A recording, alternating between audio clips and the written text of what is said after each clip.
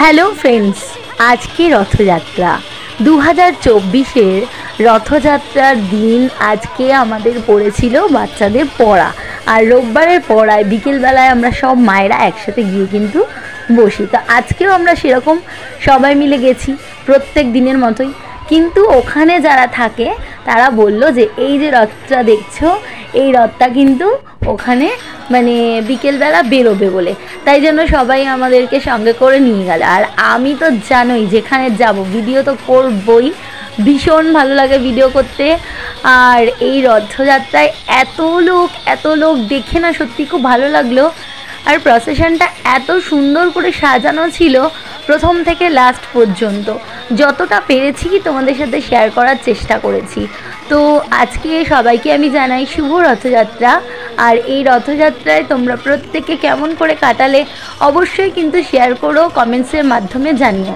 আর এই ভিডিওটা তোমাদের কেমন লাগলো, দেখো এই মেয়েগুলো এখানে নাচ করছিল, আমার সত্যি অপূর্ব লেগেছে না?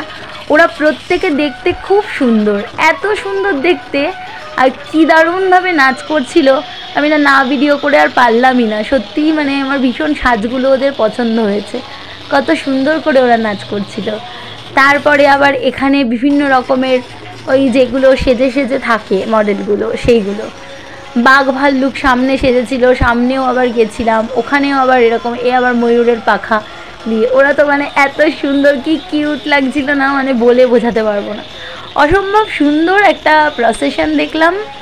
আমি আগে দেখেছি, তবে এই প্রসেশনটা আমি দিনের আলোয় এই ফার্স্ট টাইম দেখলাম।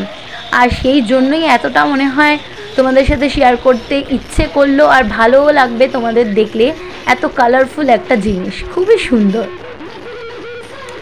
আমরা মোটামুটি আটজন মা, হ্যাঁ 8জন মা মনে হয়, 8জন মা মিলে একসাথে ছিলাম। একসাথে মিলে গিয়ে আমরা এইগুলো দেখেছি। এখানে আবার কালী ঠাকুর আর রামকৃষ্ণ সেজেছে, এই দেখো এইগুলোর কথাই বলছিলাম।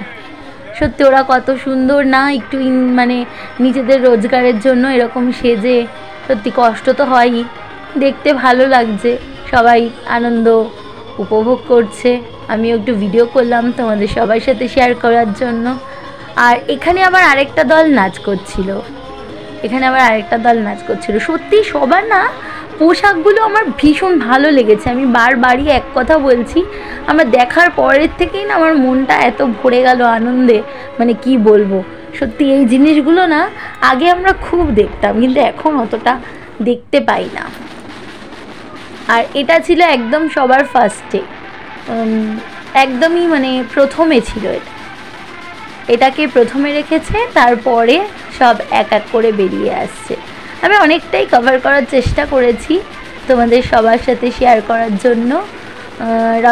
রথযাত্রায় যদি কেউ এই রথটাকে এখন তোমরা দেখতে চাও, তাহলে অবশ্যই ওয়্যারলেসের মাঠে চলে যাও।